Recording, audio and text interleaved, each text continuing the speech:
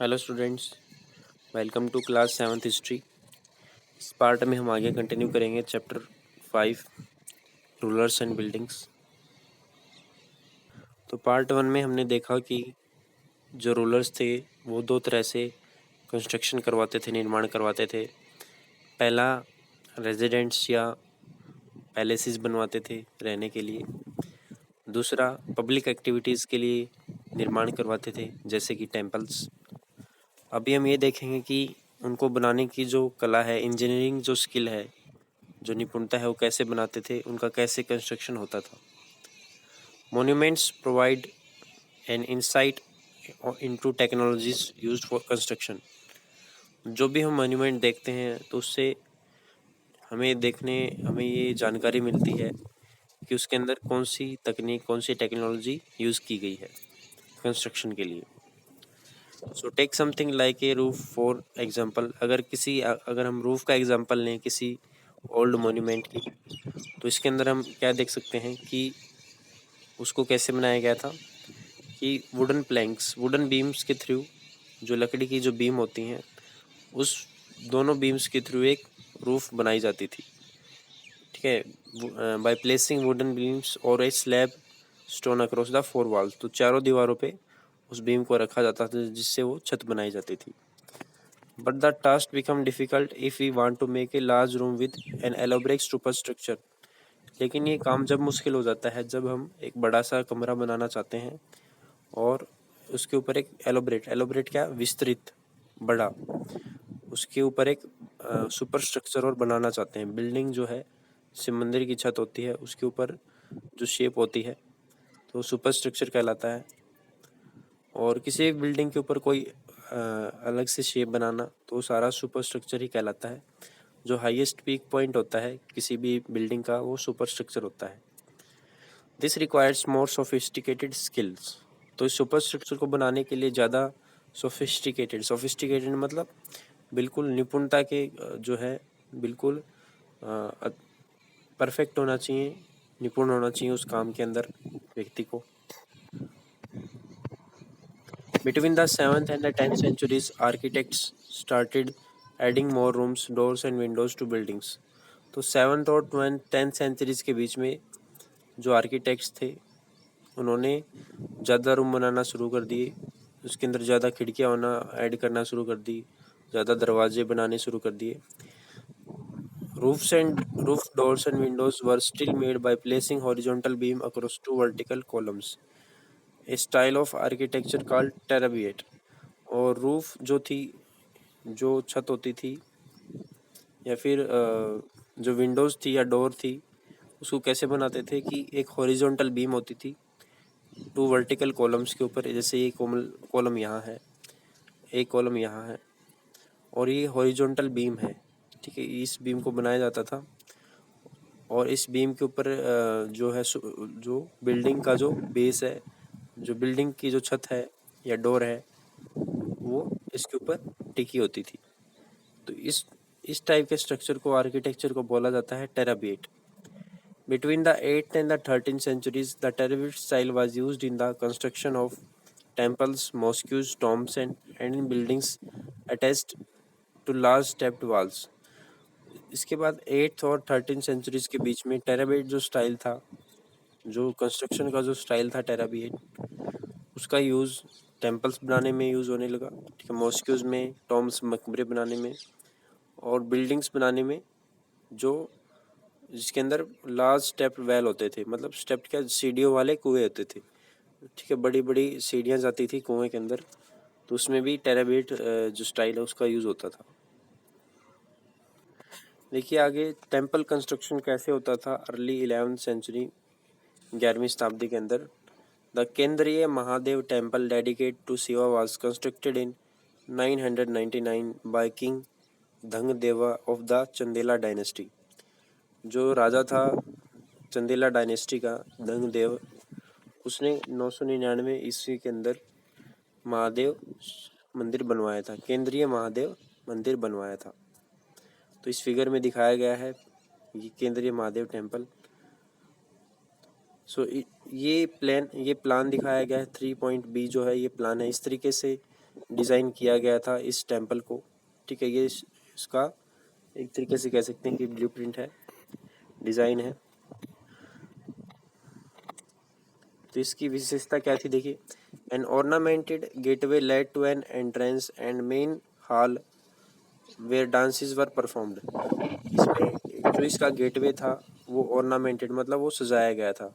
ठीक है, और जो इसका मेन हॉल था जिसको महामंडप बोला जाता था, उस जगह पर डांस किए जाते थे, रिचुअल्स किए जाते थे। The image of the chief deity was kept in main shrine. जो मुख्य देवता की जो मूर्ति होती उसको रखा जाता कहाँ पर, मेन श्राइन में, जो मुख्य जगह होती। मेन श्राइन का मतलब यहाँ पे दे रखा है कि गर्भगृह। श्राइन का मतलब ऐसे होता है धर्म, जो धार्मिक स्थल होता है, तो गर्भगृह के अंदर उसको रखा जाता था। This was the place for ritual worship where only the king and the immediate family and the priest gathered. तो गर्भगृह के अंदर सिर्फ वही लोग वर्शिप कर सकते थे जो राजा होता है या उसके परिवार के लोग या पुजारी वहाँ पे इकट्ठा होते।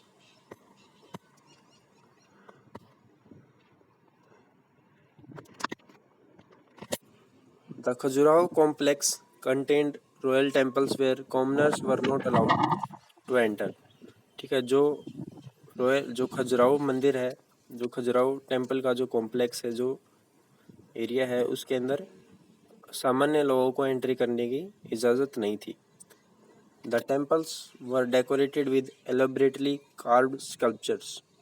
और मंदिरों को सजाया गया था विस्तृत कार्ड स्कल्पचर से। कार्ड मतलब तराशा गया, स्कल्पचर मतलब की मूर्ति कला, उसके अंदर मूर्तियां बनाई गई थी। नेक्स्ट देखिए फिगर 4 में देखेंगे हम द राजराजेश्वरा टेम्पल। ठीक है, ये राजराजेश्वर टेम्पल है, इसको देखेंगे। At Thanjavur had the tallest shikhara amongst temples of this time. तो जब राजराजेश्वर टेम्पल बनाया गया था इस समय पर ये टेम्पल ऐसा था जिसका सबसे टालेस्ट शिखर था, या फिर उन टेम्पल्स में से एक था जिनका सबसे ऊंचा शिखर था, सबसे ऊंची चोटी थी। Construction it was not easy because there was no cranes in those days. तो उस टाइम पे कंस्ट्रक्शन इतना आसान होता तो नहीं था क्योंकि वहाँ उस टाइम पे क्रेन्स नहीं होती थी। And 90 ton stone for the top of shikhara was too heavy to lift manually. और 90 टन स्टोन को पहुंचाना हाथ से शिखर के ऊपर चोटी पे पहुंचाना बहुत ज़्यादा मुश्किल था। तो आर्किटेक्ट्स ने क्या किया देखिए, so the architects built an inclined path to the top of the temple. कि जो आर्किटेक्ट थे, आर्किटेक्ट कौन होते हैं, जो डिज़ाइन तैयार करते हैं किसी भी जगह का, किसी घर का या फिर किसी मंदिर का। तो आर्किटेक्ट्स ने क्या किया कि एक इंक्लाइन पाथ, एक झुका हुआ जो रास्ता है मंदिर के टॉप की तरफ, मतलब इस प्लेन जो एरिया है, जो एक रैंप टाइप जो होता है, रैंप होता है, तो उस रैंप पे चढ़ करके इंक्लाइन जो पाथ है वो एक तैयार किया उन्होंने। द पाथ, आगे देखिए, the path started more than 4 kilometre away so that it would not be too steep. अब ये जो पाथ था ये 4 किलोमीटर से भी ज़्यादा लंबा था। ठीक है, क्योंकि देखो इसका जो टॉप है, अगर वो पाथ जो है अगर वो छोटा रहेगा तो ज़्यादा स्टीप होगा, ज़्यादा ऊंचा होगा। तो ये ज़्यादा स्टीप ना रहे, ज़्यादा ऊंचा ना रहे, तो इसके लिए आर्किटेक्ट्स ने इस पाथ को 4 किलोमीटर लंबा बना दिया ताकि इजीली इसके ऊपर चढ़ा जा सके और इजीली इस टेम्पल के हाइट पे पहुंचा जा सके। This was dismantle after the temple was constructed. और इस वे को, इस रास्ते को डिसमेंटल कर दिया गया, हटा दिया गया टेम्पल बनने के बाद। But the residents of the area remembered experience of the construction of the temple for a long time. लेकिन जिस समय पर जिस टाइम पर जो यहाँ के रेजिडेंट्स थे, निवासी थे, उस समय उन्होंने इस मंदिर को बनते देखा, इसको अनुभव किया, इसको कैसे बनाया गया। Even now a village near the temple is called Charupulam, the village of the incline. तो आज के दिन जो तंजावुर कहाँ है, तंजावुर है तमिलनाडु के अंदर। तो तमिलनाडु के अंदर जो तंजावुर जो एरिया है उसके आसपास के जो गांव हैं उनको बोला जाता है चिरापलम, ठीक है, चारूपलम बोला जाता है। चारूपलम का मतलब होता है विलेज ऑफ इंक्लाइन, क्योंकि उन्हीं गांव में 4 किलोमीटर तक वो रास्ता फैला हुआ था मंदिर बनाने के लिए, ठीक है, 4 किलोमीटर के एरियाज में फैला हुआ था। Two technological and stylistic developments are noticeable from the 12th century। तो हमने दो तरह के टेक्नोलॉजिकल और स्टाइलिस्टिकल देखने को मिले हमने 12th सेंचुरी के अंदर। सबसे पहला जो टेक्नोलॉजिकल डेवलपमेंट है वो है the weight of the superstructure above the doors and the Windows was sometimes carried by arc. कि जो सुपरस्ट्रक्चर होता, जो मेन ऊपर का एरिया होता किसी भी मॉन्यूमेंट का, किसी बिल्डिंग का, तो उसको कौन कैरी करता, कौन उसको उसको लिफ्ट करता, या फिर उसको सपोर्ट कौन करता, या फिर कोई आर्क, ठीक है, आर्क जो है वो उसको सपोर्ट करती। This architectural form was called arcuate, ठीक है, इस आर्किटेक्चरल फॉर्म को बोला जाता था आर्कवेट। और इससे पहले हमने पढ़ा कि जो स्लैब होती थी, जो हॉरिजॉन्टल स्लैब होती थी वो टेरावेट कहलाती थी, जो सुपर स्ट्रक्चर को सपोर्ट करती थी। और जो आर्कवेट क्या है, आर्कवेट का मतलब है आर्क टाइप से, ठीक, जो कर्व होती है हेमिस हेमिस सेमी सर्कल की तरह। तो ये ऐसे आर्क बनाते थे ताकि ऊपर का जो स्ट्रक्चर है उसको सपोर्ट मिल सके, उसको सहारा मिल सके। तो इस फिगर में दिखाया गया है।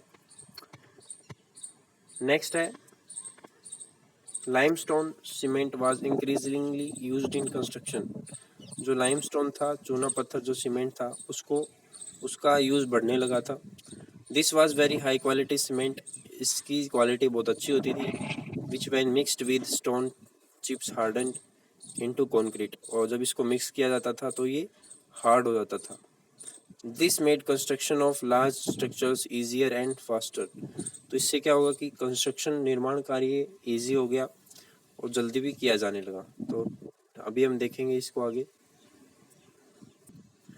देखिए अभी हमने देखा है कि जो दो मेथड थे, हमने स्टार्टिंग में पढ़ा था कि दो मेथड थे कि किस तरीके से निर्माण करवाते थे। दो दो तरीके से राजा निर्माण करवाता था, एक खुद के लिए पब्लिक प्लेसेस, दूसरे जो दूसरा जो पार्ट था वो पब्लिक प्लेसेस के लिए, जहाँ पे लोग जाते घूमते थे या फिर पूजा करते थे, मंदिर में मस्जिद में जाते थे, या टैंक बनवा देता था राजा।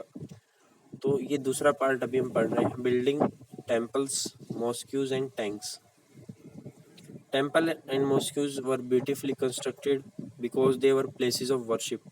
तो मंदिर और मस्जिदों का निर्माण बहुत सुंदर तरीके से बनवाए जाते थे वो, क्योंकि वो पूजा का स्थान होते थे। They were also mean to demonstrate the power, wealth and devotion of patron. और उनको अच्छा सुंदर बनाने का उद्देश्य एक ये भी होता था कि उनसे वो अपनी शक्ति का प्रदर्शन करते थे, डेमोन्स्ट्रेट करते थे अपनी पावर का, वेल्थ का, या फिर अपने जो संरक्षण है, पैट्रन है, पैट्रन का मतलब होता है संरक्षक, जो रक्षा करता है, या फिर जो गॉड है उसके लिए देती है, उनका देवता है। तो अपने पैट्रन के प्रति अपना डिवोशन, अपना भक्ति भाव दिखाने के लिए राजा उसके अंदर बहुत ज़्यादा धन लगाता था, उसको अच्छा बनवाता था। Take the example of the Raja Rajeshwar temple. तो हमने देखा कि राज राजेश्वर टेम्पल जो चोला डायनेस्टी के धंग देव ने बनवाया था 999 में। The inscription mentions that it was build by Raj Rajeshwar temple for the worship of his god Raj Rajeshwaram. तो एक इंस्क्रिप्शन से पता चला है कि राजेंद्र देवा, ठीक है, राज देवा, जो राजा था राज देवा, उसने अपने भगवान की पूजा करने के लिए वो मंदिर बनवाया था जिसका नाम था राज राजेश्वरम। राज देवा ने राज राजेश्वरम अपने भगवान के लिए मंदिर बनवाया था। So notice how the names are similar. तो सिमिलर नेम्स हैं, अपने देवती के से सिमिलर नेम है राज देवा और Raj Rajeshwaram. So the name of the ruler and the god are very similar, ठीक है, भगवान का नाम और उस समय जो राजा का नाम होता था वो एक दूसरे से मिलता था। The king took the god's name because it was auspicious and he wanted to appear like a god. तो राजा भगवान का नाम इसे रखता था क्योंकि वो उसके लिए ऑस्पिशियस था। ऑस्पिशियस मतलब शुभ था, और वो एक भगवान की तरह अपीयर होना चाहता था, अपने आप को भगवान की तरह प्रेजेंट करना चाहता था। Through the rituals of worship in the temple, one god one god Rajdeva honored another Rajeshram. तो रिचुअल्स मतलब जो रीति रिवाजों के दौरान रीति रिवाज करने से मंदिर में वो राजा क्या मानते थे कि एक गॉड जो है, मतलब खुद जो राजदेवा है अपने आप को गॉड मानता था, और जो अपने दूसरे भगवान जो अपना पैट्रन है, जो उसका संरक्षक है राजदेवा का, राजराजेश्वरम, उसकी पूजा करता था रिचुअल्स के थ्रू। तो ये था राजराजेश्वर टेम्पल, जिसकी विशेषताएं हमने पढ़ी।